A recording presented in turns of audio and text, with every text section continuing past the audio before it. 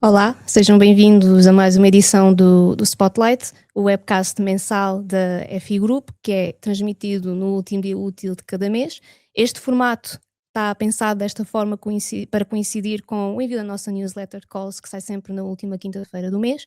Se ainda não subscreve a nossa newsletter, pode subscrevê-la através do link que está no primeiro comentário da nossa caixa de comentários e na edição de hoje vamos mesmo analisar a newsletter que foi enviada no dia de ontem, que também ficará disponível para consulta na nossa caixa de comentários. Na edição de hoje, nós vamos abordar os principais temas fraturantes aqui do mês de janeiro e também, se tem principal interesse em conhecer mais sobre oportunidades de financiamento, vai querer ficar até ao final da nossa emissão, onde vamos falar um bocadinho sobre os avisos abertos, seja a nível nacional, seja também a nível comunitário. Portanto, vai querer ficar connosco até ao fim, de certeza que não vai querer perder esse momento. A nível dos temas que trazemos hoje, dizem respeito, sobretudo, a diferentes formas de potenciar a competitividade das empresas, indo desde o financiamento estratégico dos projetos, a nível de benefícios também associados à proteção da propriedade intelectual e ainda estratégias para a retenção de talento através de um recrutamento mais inclusivo.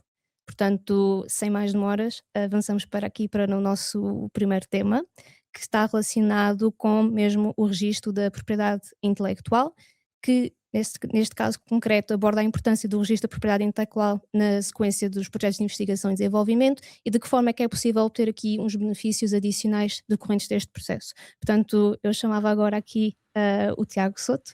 Olá, Tiago, bom dia, Olá, bom bem-vindo. dia. Bom Tiago, dia, tu obrigado. Obrigada, Tiago. Tiago, tu fizeste aqui uma análise específica ao análise do regime fiscal do IP-Box, aqui como um instrumento estratégico para valorizar a propriedade intelectual gerada, neste caso, específico pela indústria automóvel em Portugal. Este acaba por ser aqui um setor fortemente pressionado pela inovação e também pela transição energética e mesmo pela competitividade internacional e neste artigo tu referes que consideras aqui o IP-Box surge como uma oportunidade para reduzir aqui a carga fiscal sobre os rendimentos provenientes dos ativos intangíveis. Tiago, sabendo aqui que o IP-Box ainda é um benefício pouco explorado e mesmo desconhecido por muitas empresas, consegues-nos falar um pouco sobre os tipos de propriedade intelectual e industrial que nós podemos incluir aqui no IP-Box? Sim, olá, muito bom dia novamente. Antes de mais, obrigado pela oportunidade de falarmos um pouco sobre o setor automóvel e a forma como este pode agir no âmbito da sua propriedade intelectual, por forma a usufruir não só de proteção jurídica, como também do benefício fiscal vigente em Portugal para o efeito, o IP-Box. Pronto. Em relação à tua questão, que tipo de propriedade intelectual industrial podem ser incluídas no IP-Box? Pronto, neste âmbito, um ponto prévio. A inovação só gera valor quando está protegida. Portanto, com efeito, o IP-Box pretende fomentar a propriedade intelectual a diversos níveis e os níveis são patentes, marcas, desenhos industriais, segredos industriais, modelos de utilidade. Portanto, de referir que, do ponto de vista específico da indústria automóvel, em Portugal, o investimento em propriedade intelectual promove diversas mais-valias que se correlacionam com este tipo de propriedades intelectuais que eu referi. Portanto, as patentes, nomeadamente, protegem o investimento em ideia, impedindo a replicação de soluções, permitem também todas estas tipologias de propriedade intelectual promover a valorização de ativos intangíveis, robustecendo financeiramente o setor também, com vantagens para o balanço das empresas. Promove também o licenciamento posterior desta propriedade intelectual e consequente monetização da mesma e também proteção legal, o fomento da proteção legal na entrada em mercados externos. Deste modo, e em conclusão, os principais tipos de propriedade intelectual são patentes, desenhos industriais, modelos de utilidade e registro de software. Sem dúvida que acaba por ser aqui uma mais-valia para estas empresas que fazem muitos projetos internos a níveis de investigação e desenvolvimento, mas na prática, quais é que seriam aqui os principais desafios das empresas na implementação deste regime e como é que achas que podem ser ultrapassados?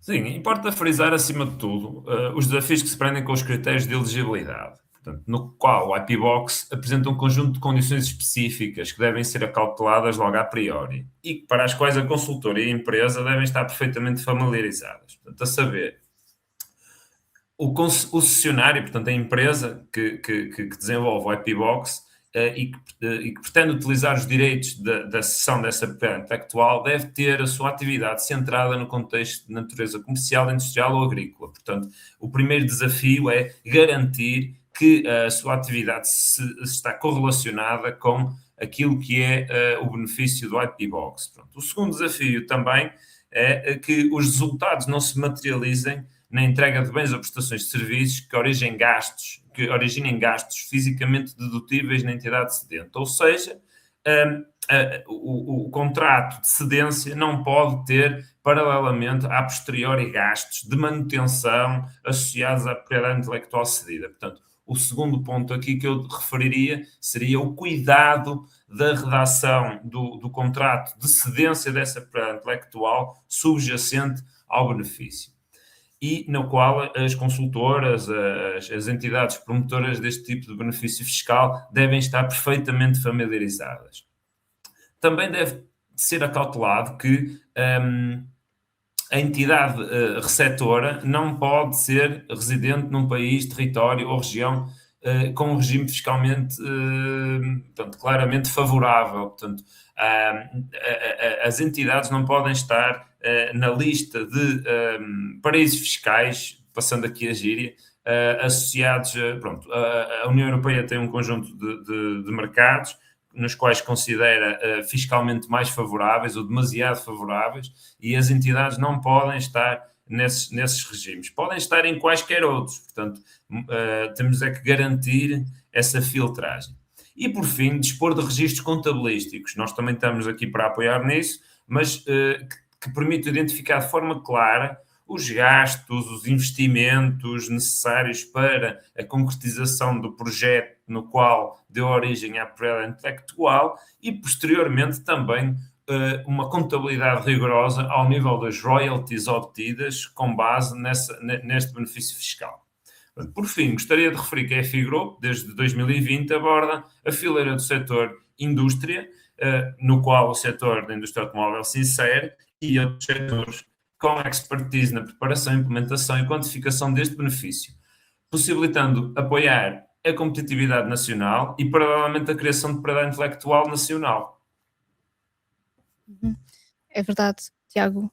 Nós, como FI Group, somos aqui especialistas não só no financiamento, mas também na parte da gestão da ID, da inovação. Portanto, quem tiver mais interesse em conhecer mais sobre este benefício fiscal, porque é o IP Box, porque nós temos muita tendência a pensar no registro de propriedade intelectual e industrial numa forma mais de proteção de conhecimento, mas talvez seja um pouco desconhecida esta valência aqui da possibilidade de conseguirmos ter aqui uma otimização fiscal associada aqui aos rendimentos provenientes deste registro. Tiago, muito obrigada pela tua análise e pela tua intervenção. Então, passando de seguida aqui, sem mais demoras, para o próximo tema, vamos abordar aqui os fundos previstos no âmbito do programa STEP, mais especificamente aqui no âmbito do STEP, ou então mais conhecido como a Plataforma de Tecnologias Estratégicas para a Europa. Aqui pensar mais do que um simples mecanismo de financiamento, mas mais como uma orientação estratégica a longo prazo para reforçar aqui a soberania tecnológica e também as capacidades industriais da União Europeia. Eu pedi agora então a participação da Daniela Branco. Vamos aqui um bocadinho mais sobre este tema. Olá, Daniela, bom dia. Olá, Manuela, bom dia. Obrigada pela tua disponibilidade. Daniela, tu escreveste aqui um artigo sobre este tema precisamente, e nele deixaste aqui um alerta que, apesar da dimensão dos recursos envolvidos, não é, porque estamos a falar aqui a nível nacional, um grande orçamento diretamente específico para estas áreas prioritárias do STEP, tu consideras que a conversa pública tem sido muito dominada por questões burocráticas relacionadas com cronogramas, candidaturas, e que no lugar devíamos estar a falar aqui mais de uma ambição geoestratégica subjacente a esta iniciativa. Portanto, neste artigo falas mesmo do STEP como um possível mal-entendido estratégico. O que é que na prática te levou a esta leitura? Bem, bom dia, Manuela, bom dia a todos os que nos estão a assistir também. Aqui a sensação de mal-entendido vem menos da estratégia ou da plataforma STEP em si, e mais daquilo que tem sido a reação imediata após após o seu anúncio. Aquilo que acontece é que sempre que surge um novo instrumento europeu com dimensão e um pacote financeiro relevante, o ecossistema reage muito rapidamente na lógica e na tónica do financiamento. Quanto dinheiro há, quando acabem os concursos, quem pode candidatar-se, que evidências temos de recolher e elementos obrigatórios para as candidaturas.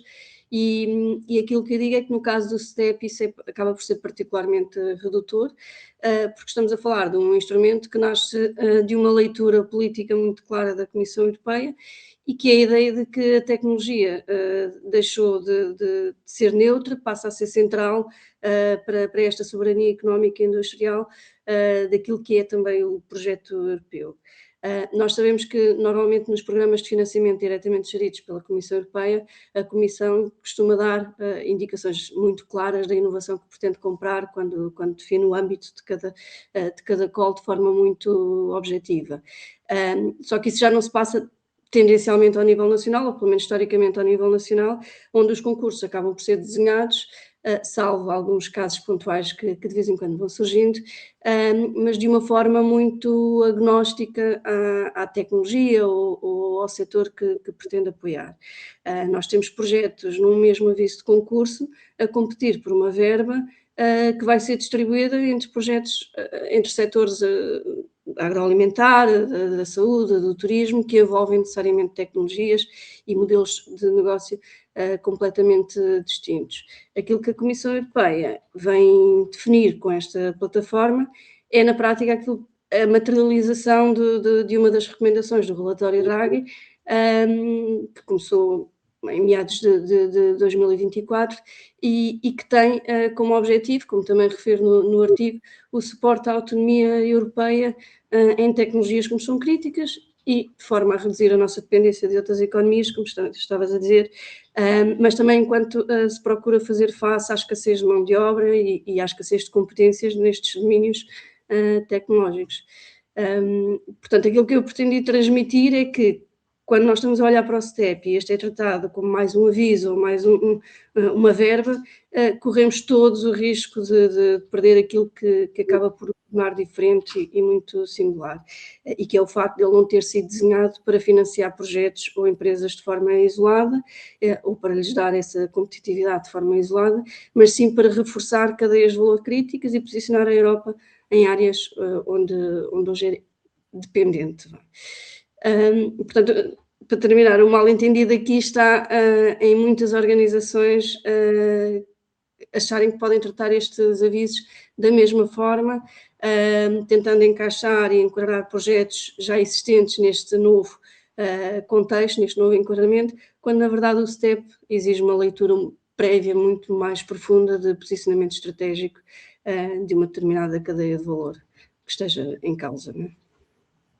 Sem dúvida, até porque nós temos aqui áreas prioritárias, não é, definidas como estratégicas por parte da União Europeia e existe aqui um fator fulcral que é a inovação, ou seja, para nós contribuirmos aqui com novo conhecimento, para nós conseguirmos potenciar aqui o crescimento, não é, da soberania da União Europeia em diversas frentes. Portanto, sem dúvida que nós devemos olhar para este instrumento de uma forma um bocadinho mais estratégica do que apenas aqui uma mera fonte de financiamento para as empresas. Sim, Daniela, força. Não, estava a consentir aquilo que estavas a dizer, Manuela. Então, eu só te perguntava agora aqui, neste paradigma, o que é que acaba por mudar para as empresas? O que é que elas deviam fazer de diferente face aqui a este novo enquadramento? Olha, na minha opinião, aquilo que muda não é tanto o processo em si formal de aceder a este tipo de instrumentos, mas é mais um momento em que se deve, pelo menos, começar a pensar.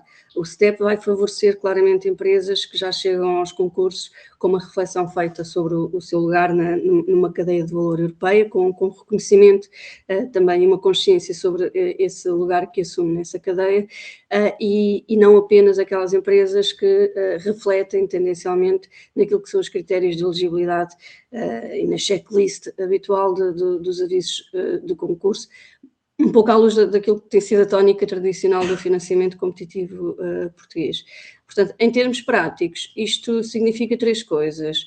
Em primeiro lugar, significa que devem olhar para os projetos não apenas pela sua inovação técnica, mas pelo papel que desempenham nesta lógica industrial mais ampla, como também estavas a dizer. Em segundo lugar, significa construir e desenvolver dinâmicas em rede, portanto, construir consórcios que façam sentido para além daquilo que são o aviso específico em que estão a candidatar o projeto. Portanto, que demonstrem complementariedade real de mercado, que demonstrem ambição de escala, e só para fazer aqui um parênteses, também não é à toa que as grandes empresas voltam a ser chamadas a participar nestes projetos, dado precisamente o seu efeito de arrastamento nas cadeias de valor. E em terceiro lugar, também significa aceitar que nem todos os projetos estão maduros para este patamar. Portanto, e que em alguns casos a decisão mais estratégica até pode ser não avançar nesta competição à verba, STEP, e procurar fontes alternativas de financiamento. Portanto, aquilo que eu digo é que o STEP vai premiar este tipo de maturidade e esta postura. O próprio Compete tem vindo já a sinalizar que não espera um volume elevado de candidaturas, precisamente por se tratar de um instrumento mais exigente, onde a complexidade tecnológica e a própria solidez da cadeia de valor vão ser decisivos. Portanto, é desincentivada a corrida à submissão. O que se pretende das empresas é que façam, de alguma forma, prova de alinhamento com esta visão europeia de médio e longo prazo, e essas sim, acredito que serão aquelas que terão maior probabilidade de beneficiarem deste instrumento. Sem dúvida, e nós aqui na EFI Group também estamos aqui disponíveis para dar apoio a nível da análise estratégica dos projetos, para perceber também qual é que é aqui o melhor enquadramento, se efetivamente faz sentido aqui fazermos uma candidatura ao STEP, ou então analisar aqui outras oportunidades. Portanto, pegando aqui neste seguimento, queria te perguntar então aqui do ponto de vista mesmo da EFI Group, porque é que este tema acaba por ser particularmente relevante agora? Olha, o tema é relevante agora, não que seja uma novidade súbita, porque na prática o tema vem cristalizar aqui uma linha de evolução que a Europa já vinha a desenhar há algum tempo, e portanto para nós a EFI Group não é propriamente um ponto de viragem, é a continuação de um trabalho muito próximo de leitura e acompanhamento dessas políticas em diferentes geografias europeias. O facto de estarmos presentes em diferentes países também nos permite perceber como esta lógica está a ser interpretada, como é que está a ser aplicada localmente, e isto é um trabalho que temos vindo a fazer mesmo antes de se ter traduzido nestes avisos concretos que agora vão ser lançados. Portanto, o STEP acaba por cruzar exatamente essas três dimensões onde nós já temos vindo a trabalhar de forma muito consistente, que é a exigência de uma leitura estratégica das políticas europeias, é o posicionamento de projetos antes da abertura dos concursos e a construção natural de narrativas que vão além da mera captação do financiamento e, portanto, que tenham esta tónica estratégica mais bem evidenciada. Portanto, o STEP obriga-nos a sair da lógica reativa, como tenho vindo a dizer, exige esta antecipação, exige capacidade de interpretação e exige também a coragem de dizermos a um cliente que um projeto não é STEP aligned ou não é um projeto que tenha leitura STEP. Também queria dizer que internamente este tema também tem sido importante porque também nos tem obrigado a alinhar aquilo que é o nosso discurso e a nossa prática. Repara que se o STEP for tratado como uma verba, como eu falava há pouco, e for reduzido a esse valor, nós perdemos a oportunidade de nós, enquanto EFI Group, e enquanto parte ativa do Ecossistema Nacional de Inovação, também podermos acrescentar valor real a este novo contexto. Se o STEP for tratado como aquilo que é e que nós defendemos, que é um sinal para onde a Europa quer ir, então isso acaba por ser um eixo estratégico para o nosso trabalho de aconselhamento aos nossos clientes, que exige naturalmente uma abordagem diferenciada, mais estratégica, mais seletiva e também mais exigente na forma como se pensa a inovação. Portanto, o nosso trabalho aqui não é ajudar a dar um rótulo STEP aos projetos, é clarificar posicionamentos, é perceber e recomendar para o tipo de contributos que o projeto pode dar numa uma lógica de cadeia de valor estratégica europeia, é recolher desses dados que evidenciem esse posicionamento europeu e, naturalmente, perceber se esse contributo é suficientemente relevante para este contexto. Portanto, no fundo, o que eu pretendo transmitir com esta opinião é que o STEP convida todos os intervenientes a testar a capacidade coletiva de pensarem estrategicamente a inovação, tanto por parte de quem promove projetos, como de parceiros, ou como no nosso caso também, de quem os acompanha. Portanto, na minha opinião, a fasquia agora está mais elevada, passou para um contributo real e valor acrescentado que conseguimos aportar para a reflexão e para a decisão, e portanto já não está tanto no domínio do processo em si da formalização de uma candidatura.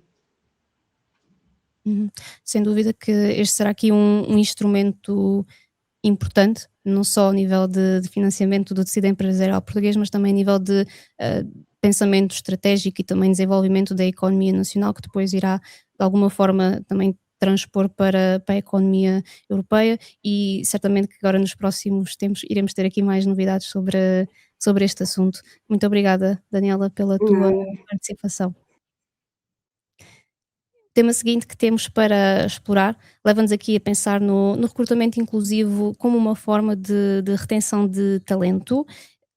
Destacamos aqui que o recrutamento inclusivo pode ser aqui mesmo uma estratégia central para construir empresas mais humanas e competitivas, não apenas como aqui um mero cumprimento de obrigações legais.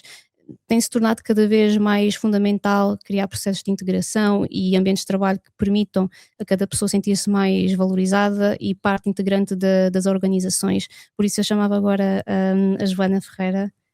Olá, Joana, bom dia. Manuela, bom dia, desculpa. Olá, Joana. Olha, no artigo que tu escreveste sobre este assunto, defendes mesmo que esta abordagem de recrutamento inclusivo e pensar aqui de uma forma distinta enriquece não só aqui a cultura interna, mas também impulsiona aqui a inovação, a reputação e o desempenho organizacional. Sabendo que aqui o recrutamento inclusivo poderá ter aqui algum grau de complexidade associado, quais é que são os passos, os principais passos que tu consideras que uma empresa que está apenas a começar deve dar para transformar o recrutamento inclusivo numa prática efetiva e sustentável? Olha, antes de mais, Manuela, quando falamos aqui em inclusão, podemos estar a falar de facto de vários tipos de inclusão. A minha abordagem aqui foi muito mais generalizada, porque eu acho que também é a forma mais correta de abordar aqui esta temática. Eu diria que existem aqui, se calhar não apenas para uma empresa que está a começar, para todas as empresas também perceberem se estão realmente aqui a cumprir algumas questões de facto importantes. Eu destacaria aqui 6 principais passos que podem de facto transformar aqui o recrutamento inclusivo numa prática efetiva e sustentável. Começaria aqui pelo primeiro passo, que é, na minha ótica, definir uma estratégia e assumir o compromisso internamente.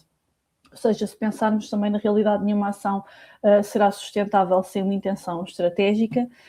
E aqui fazendo uma referência ao guia para um recrutamento inclusivo que foi desenvolvido pela Associação Portuguesa para a Diversidade e Inclusão, a inclusão deve integrar a estratégia, a cultura, a liderança da empresa desde o início, não apenas como uma ação pontual, mas como um valor realmente estrutural.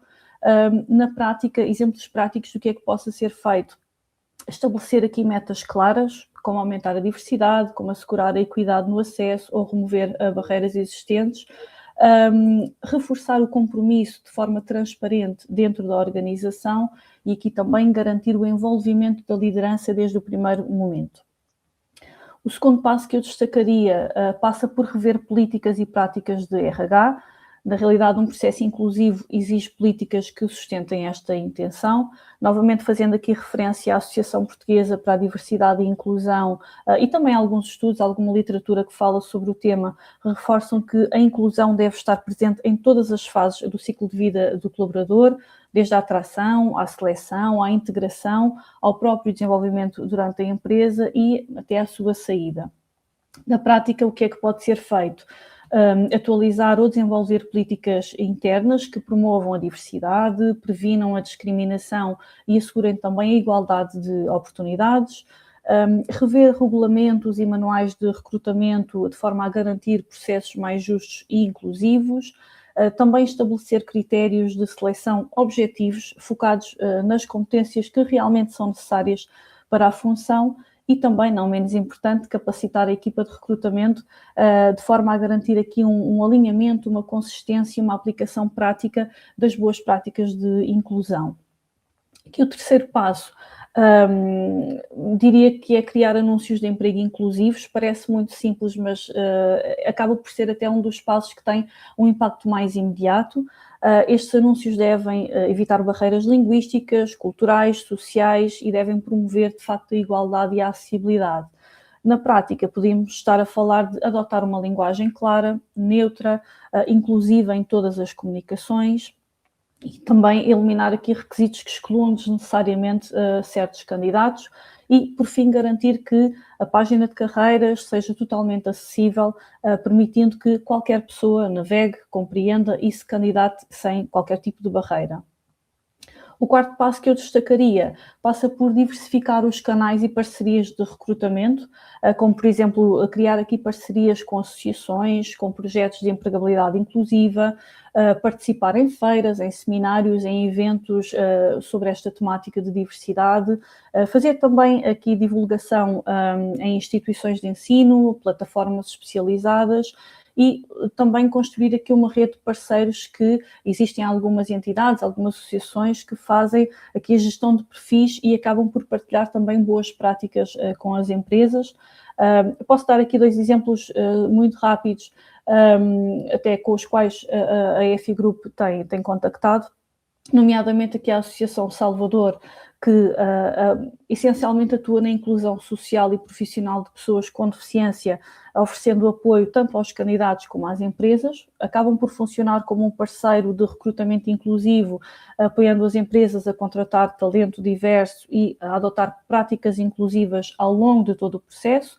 E temos, por exemplo, a Valor T, que é, neste caso, uma unidade que pertence aqui à Santa Casa da Misericórdia de Lisboa e que é especializada numa empregabilidade também inclusiva, aqui especialmente junto de públicos com maior vulnerabilidade social. Acaba por funcionar também como um intermediário especializado, garantindo que o processo acaba por ser justo, ágil e também acompanhado tanto para as empresas como para os próprios candidatos. Quinto passo seria garantir aqui uma integração acessível e um acompanhamento. Isto porque, se pensarmos, a inclusão não pode ser só contratar, tem que garantir pertença, portanto, as pessoas têm que sentir que fazem parte aqui, de facto, da empresa e, de forma muito breve, diria que a integração deve considerar acessibilidade, acompanhamento inicial e todas as adaptações necessárias. E acho que aquilo que seria importante implementar logo no início seria, de facto, um plano de onboarding estruturado, inclusivo, pensar também aqui na possibilidade da existência de um mentor ou um buddy para acompanhar também aqui de forma mais próxima, avaliar as condições de trabalho e haver também aqui flexibilidade e abertura para ajustes, seja ao nível de ferramentas ou até de horários. Para terminar, o último passo que eu destacaria seria aqui medir, monitorizar e melhorar continuamente, isto porque considero também que os processos sustentáveis exigem métricas e por isso, a título de exemplo, alguns indicadores que penso que serão úteis para avaliar, acompanhar e promover a melhoria contínua seriam a diversidade e a origem das candidaturas. Aqui vai permitir identificar o alcance e a representatividade do processo, obter aqui feedback dos candidatos ao longo das várias fases, o que faz com que garanta percepções reais sobre a acessibilidade, a equidade e a experiência e, por fim, taxas de retenção segmentadas por grupo, no fundo ajudará também a compreender alguns padrões de permanência e eventuais desigualdades, isto porque estas métricas, a análise destes dados acaba por tornar possível detectar barreiras, otimizar práticas e comprovar o impacto real das ações implementadas. Obrigada, Joana, pelos 6 passos que sugeriste aqui, sem dúvida que foram bastante orientados para a prática e foram bastante concretos. Ainda conseguiste fornecer aqui alguns recursos adicionais, não é? Porque sem dúvida facilita ter aqui parcerias, não é? E uma rede que permita também fazer aqui estes processos de recrutamento de uma forma mais correta. E entre os passos que tu referiste, não é? Falavas aqui de algumas alterações de procedimentos internos e também estratégias de RH. Neste sentido, de que forma é que consideras que investimento em onboarding e também integração, aqueles follow-ups mais inclusivos, potencia aqui os resultados da produtividade e também mesmo a retenção de talento a longo prazo? Olha, eu diria aqui também à semelhança da questão anterior, penso que também podemos dividir aqui em 5 principais consequências positivas, digamos assim. Portanto, diria que este investimento no onboarding e numa integração inclusiva se traduzem aqui em 5 principais consequências. A primeira diria que acelera a produtividade desde os primeiros dias, também há vários estudos que comprovam esta realidade.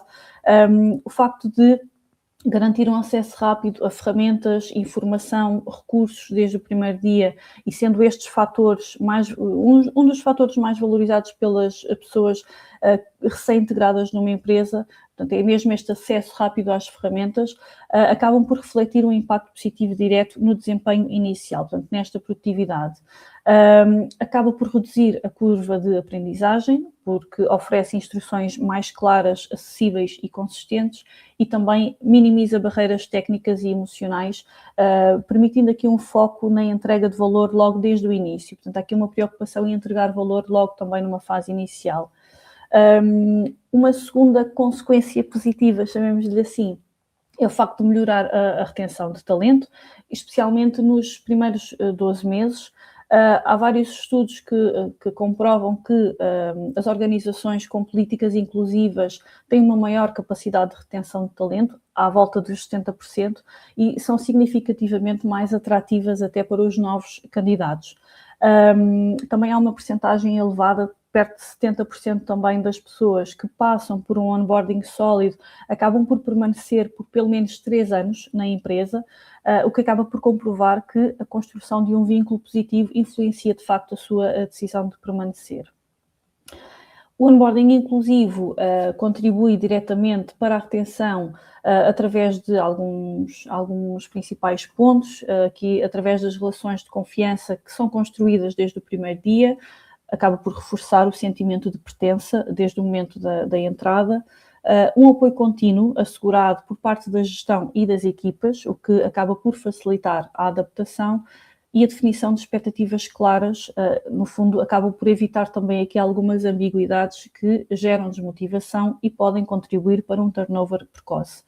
Portanto, no fundo, quando os colaboradores se sentem realmente reconhecidos e apoiados, tendem a permanecer na organização por mais tempo e a demonstrar níveis mais elevados de compromisso. A terceira consequência, inevitavelmente, acaba por reduzir custos operacionais e riscos, sejam eles ao nível tecnológico como humanos, ou seja, um onboarding estruturado e inclusivo não só melhora a experiência inicial, mas reduz diretamente vários tipos de custos e riscos pela forma como organiza, como clarifica e como previne falhas no processo de integração.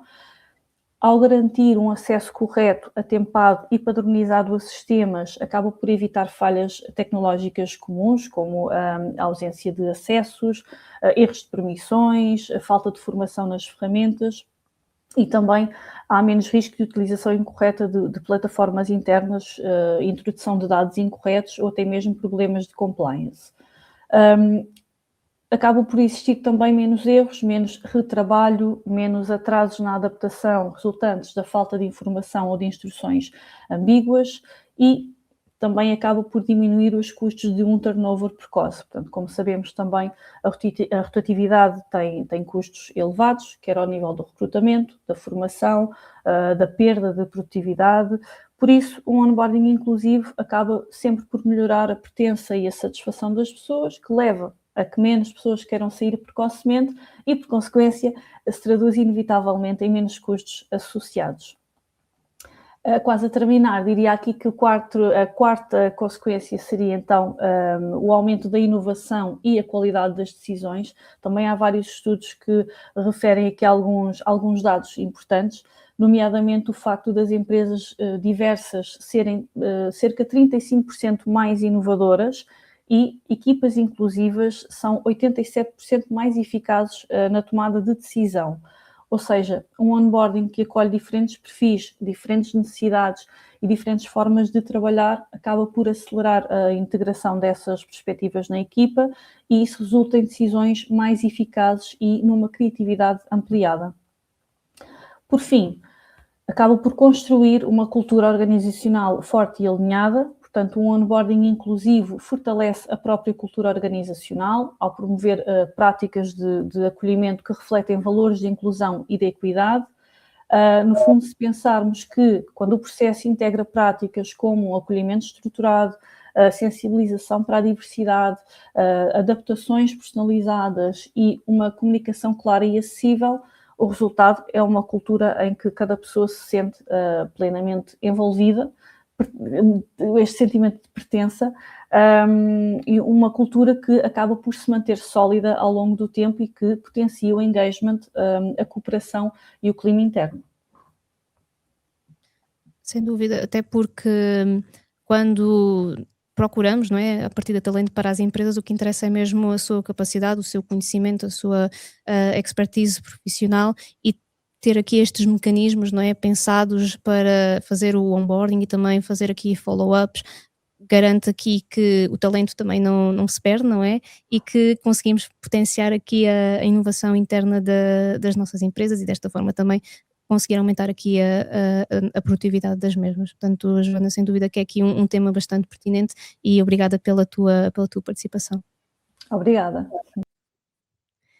Estes foram aqui os principais temas de hoje, que de formas bastante distintas e em áreas bastante distintas das empresas permitem aqui aumentar e potenciar a capacidade competitiva das empresas. Portanto, eu agora então passava para aqui para o nosso último segmento, onde abordamos as principais calls nacionais e a nível europeu. Entretanto, já temos aqui connosco o Guilherme e a Sofia. Olá, bom dia, sejam bem-vindos. E como também já é aqui um pouco hábito de edições anteriores do Spotlight, vão falar aqui um pouco sobre os principais avisos disponíveis. Guilherme, então eu começava por talvez abordar as principais calls a nível nacional. Sim. Olá, Manuela. Olá, Sofia. Cumprimentar também quem nos está a acompanhar aqui no primeiro Spotlight deste ano de 2026. No que respeita a este mês de início de ano, começam já a surgir as primeiras novidades naquilo que respeita ao lançamento de novas oportunidades de financiamento ao nível nacional. Apesar de ser aqui um pouco um mês de transição, digamos assim, uma vez que eram alguns os avisos que apresentavam datas de deadline de submissão nos últimos dias de dezembro do ano anterior e até mesmo nos primeiros dias aqui do mês de janeiro, a verdade é que também já se nota o lançamento de outras novidades e que também já vinham a ser perspectivadas. Neste sentido, começo se calhar por abordar os avisos que já se encontravam aqui abertos em 2025, como o caso do sistema de incentivos à internacionalização e que se encontra neste momento na sua segunda fase, a qual irá até ao próximo dia 31 de março, e no qual o principal objetivo passa essencialmente por apoiar operações individuais de capacitação empresarial para a internacionalização dos modelos de negócio das PMEs, e tendo aqui, essencialmente nesta segunda fase em curso, um objetivo ainda mais focado no apoio àquelas que são as empresas que querem iniciar ou estão num processo inicial da sua internacionalização.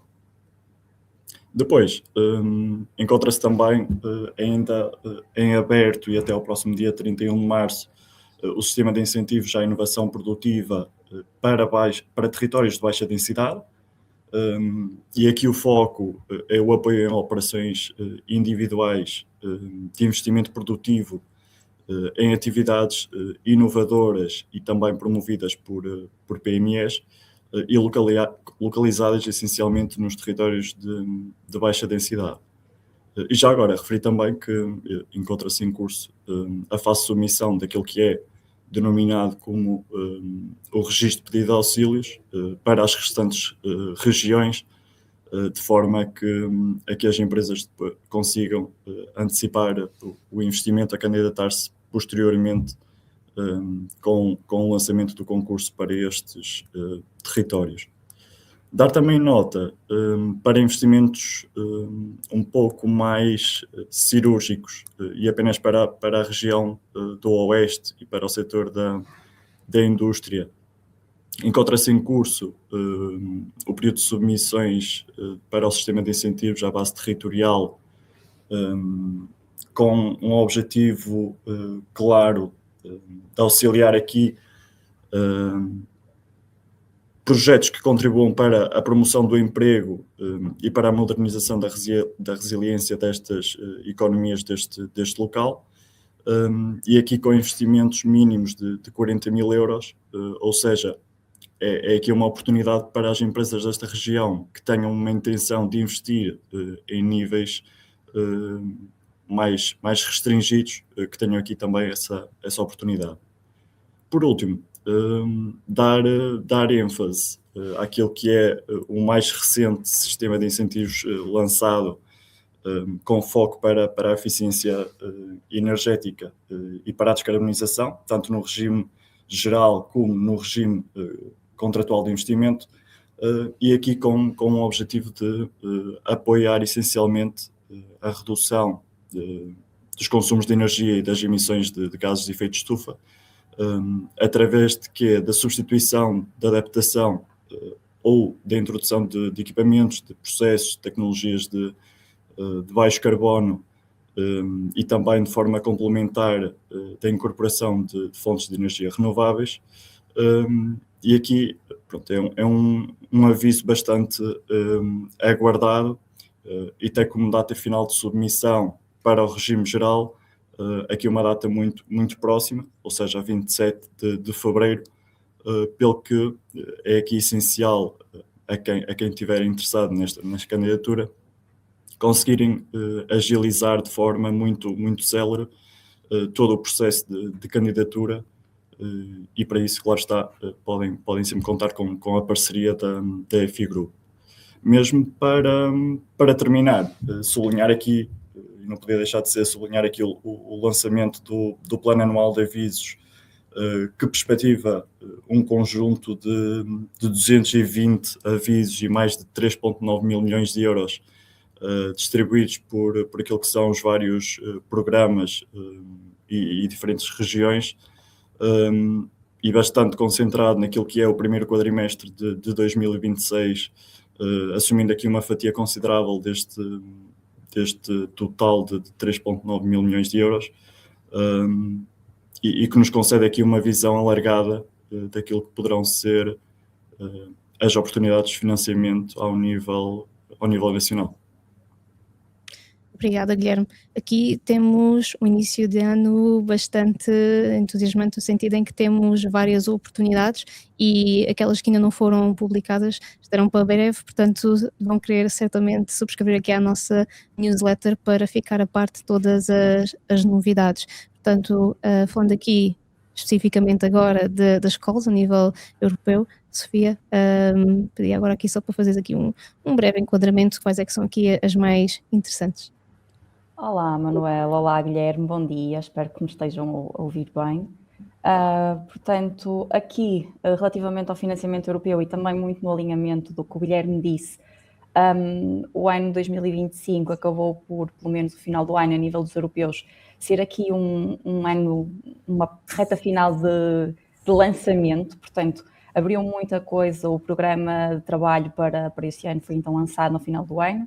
Aqui, portanto, quando falamos de financiamento europeu, a maior dificuldade nem sempre é encontrar oportunidades, mas sim perceber qual é aquela que se adapta à fase certa do projeto, neste caso de quem nos poderá estar a ver. Portanto, hoje trago 3 portas diferentes, ou seja, três caminhos aqui independentes, com vantagens bastante claras para quem quer claramente inovar, crescer e internacionalizar. Portanto, vou aqui fazer uma pequena introdução às oportunidades do Cluster 4, sendo que, obviamente, dentro deste cluster há inúmeras oportunidades, portanto, fazer aqui só uma segmentação setorial, bem como irei fazer para o Cluster 5 e também para um programa bastante interessante, agora neste início de ano que foi lançado, o Eurostars. Portanto, aqui dentro do Cluster 4, que é o cluster para o digital, indústria e espaço, portanto, aqui o que é que se pretende financiar? Tudo o que seja digital, passando a redundância, industrial e relacionado com o espaço. Portanto, aqui inteligência artificial, cibersegurança, materiais avançados e processos de manufatura inteligente, processos de automatização e, portanto, aqui processos mais resilientes e circulares. Porque é que este cluster é relevante? Portanto, acaba por abarcar aqui algumas das prioridades estratégicas da Europa, nomeadamente a nível da autonomia digital, da resiliência de cadeias de valor e da liderança no próprio espaço. Portanto, isto é dedicado a projetos maiores, com TRLs, ou seja, níveis de maturidade tecnológica, normalmente entre o 4 e o 8, e aqui para quem é que isto se destina? Portanto, a consórcios mais robustos, para empresas com tecnologias já encaminhadas, centros de investigação também com forte capacidade científica. Portanto, aqui uma oportunidade para todas as nem digo empresas, mas para todas as pessoas, para todos os projetos que estejam relacionados claramente com estes 3 setores. No caso do Cluster 5, portanto, o cluster do clima, energia e mobilidade, portanto, um dos mais transformadores do Horizonte Europa, portanto, o motor das transições energéticas, climáticas e da mobilidade, portanto, algo cada vez mais importante aos dias de hoje. Tal como para o Cluster 4, aqui dizer o que é que acaba por financiar, portanto, a nível da energia, projetos relacionados com a parte de energias renováveis de nova geração, aqui o hidrogênio, as baterias, também redes inteligentes, relacionado com o clima, a parte da mitigação, da adaptação, de cidades e indústrias, também aqui neutras em carbono. Por fim, na parte da mobilidade, mais relacionado com a sustentabilidade dos transportes, a parte da logística verde e, quiçá, os veículos de futuro.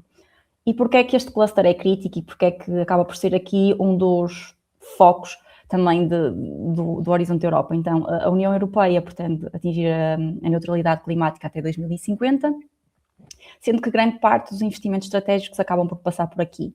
Neste caso, podem contemplar então empresas e entidades que já trabalham em soluções disruptivas na área da energia, de emissões zero, do transporte inteligente ou até das tecnologias verdes e emergentes. Portanto, mais uma vez, 2 clusters, várias oportunidades dentro dos mesmos para diferentes empresas, para diferentes projetos, para diferentes níveis de maturidade tecnológica. Portanto, isto é sempre uma questão de explorarem qual será a melhor opção, sendo que, claro, do nosso lado FI estamos disponíveis para vos ajudar a fazer esse próprio trabalho preliminar, neste caso. Portanto, aqui, por fim, o Eurostars, portanto, queria até destacar bastante este programa, porque é um programa que é cofinanciado pela União Europeia, portanto, através do Horizonte Europa, e também é uma grande oportunidade para PMEs inovadoras e para outros parceiros de projetos, nomeadamente universidades, centros de investigação, que possam aqui, portanto, que tenham aqui a capacidade de colaborar num projeto internacional de IDEA. E porquê este Eurostars e porquê o foco neste programa? Portanto, chamo aqui a atenção a startups, spin-offs e PMEs em geral, que estejam estabelecidas há menos de 2 anos e que pretendam então maturar uma tecnologia de qualquer setor ou área de inovação, portanto acaba por ser aqui uma oportunidade, uma open call, chamada assim, portanto poderá ser em qualquer área de inovação e que pode ir desde a sua prova de conceito ou validação em laboratório, portanto falamos aqui de um nível de maturidade tecnológica de 3, 4, até à sua demonstração num ambiente relevante, que poderá ser aqui o ambiente semi-industrial, atingindo um nível de maturidade tecnológica de 6. Portanto, em jeito de resumo, este programa, este objeto de financiamento, portanto o Eurostars, apoia o desenvolvimento de produtos, serviços e processos inovadores, que sejam de rápida comercialização e que venham aqui contribuir para melhorar o dia-a-dia das pessoas em todo o mundo.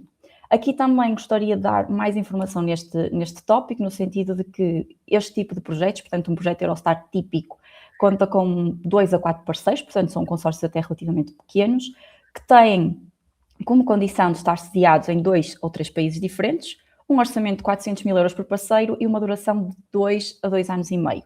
Notar aqui que o orçamento por parceiro pode variar de acordo com as normas nacionais e, portanto, o Eurostars acaba por ser aqui um programa um bocado sui generis, que acaba por abarcar uma componente europeia e uma componente nacional e, portanto, tem aqui algumas especificidades que convém mesmo ser levadas em conta e, por isso, também, mais uma vez aqui reforçar que do nosso lado estamos disponíveis para ajudar também com esta questão.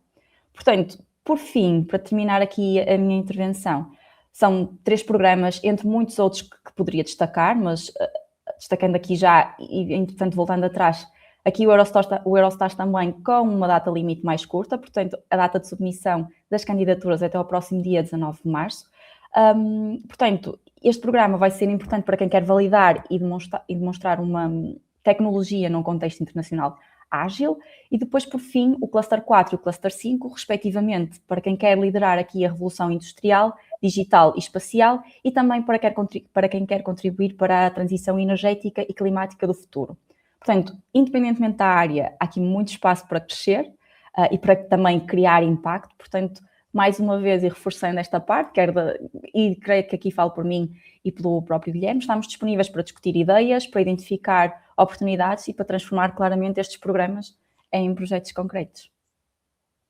Obrigada, Sofia. Vemos também aqui várias oportunidades de financiamento a nível europeu e também vemos aqui grandes temáticas que são transversais, quer a nível nacional, quer a nível europeu, ou seja, falamos muito aqui da descarbonização, da inovação, do digital e também mesmo da internacionalização da ID, portanto, sem dúvida que poderão contar connosco aqui na FI Group, caso tenham aqui algum projeto e que não saibam bem qual é que será aqui a estratégia a tomar, nós estamos aqui para vos ajudar. Portanto, obrigada, Sofia, obrigada, Guilherme. Por hoje é tudo. Obrigada por estarem desse lado. Recordo que este é um formato que regressa sempre no dia útil de cada mês. Se quiserem, poderão fazer subscrição da nossa newsletter. Recordo que toda a informação está na nossa caixa de comentários e vemos então no próximo mês de fevereiro. Obrigada e continuação de bom dia.